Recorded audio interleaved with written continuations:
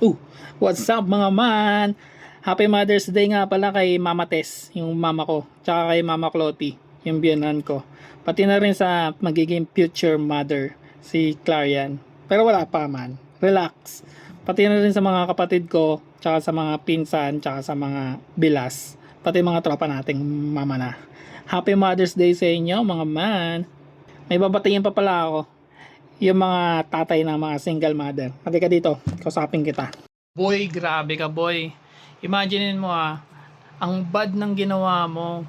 Gumagawa kayo ng mga bagay na ginagawa ng mag-asawa. Tapos, nung nagkaroon ng resulta, nung nabuntis, nagpanik ka.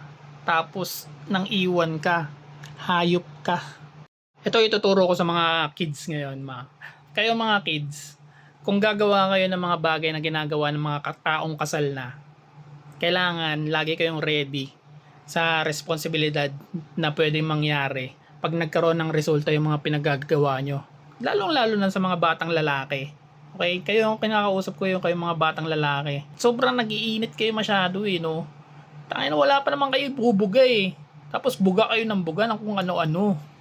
Tapos pag nakabuntis kayo, sabihin nyo hindi pa kayo ready, tapos iiwan nyo yung babae. Man, to boy, para sa inyo yung gitna, para sa inyo yan. Oo man, kayong mga batang lalaki yung kausap ko. Kasi bilang lalaki hawak natin lagi ang sitwasyon mga man. Kahit sabihin mong, oh gusto ng babae, tapos gusto mo rin di ba? Parehas nyong gusto, di ba? Pero malaki na yung diferensya pag naanakan mo yun, pag nabuntis mo yung babae, alam mo kung bakit? Buhay yun man, buhay. Okay? Tao yun man. Tao yung binuo mo. Diba? Galing din sa'yo yun man. Hindi naman galing sa babae yun Galing yun sa'yo. Oo, lalaki ka man. Sa'yo galing yun, hayop ka. Tapos nung nabuo, iniwan mo. Kasi hindi ka pa ready. Baliw. Baliw ang tawag sa'yo man. Ang matindi, nung iniwan mo, may bago ka na namang babae. Kagi, hindi na uso yan ngayon. Hindi na uso yung padamihan ng babae ngayon. Ang uso na ngayon, magpakalalaki. Magpakalalaki ka. Yun man. Kung hindi mo kaya magpakalalaki, kung hindi mo kaya ng responsibilidad, huwag ka nang maghanap ng babae man. Tama na yung maging isa ka lang. Huwag mo na ipalaganap yung lahi mo man.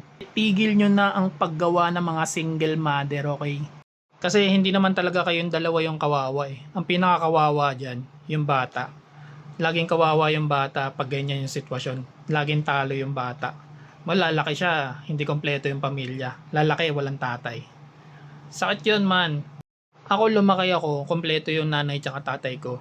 Pero ramdam ko yung mga bata na lumaki na hindi kompleto yung pamilya nila. Masakit yon man. Alam ko masakit yon. Huwag nyo nang gagawin yon sa sarili nyo. Huwag na kayong gumawa ng ganong sitwasyon. Please lang. Itigil nyo na yung ganong cycle.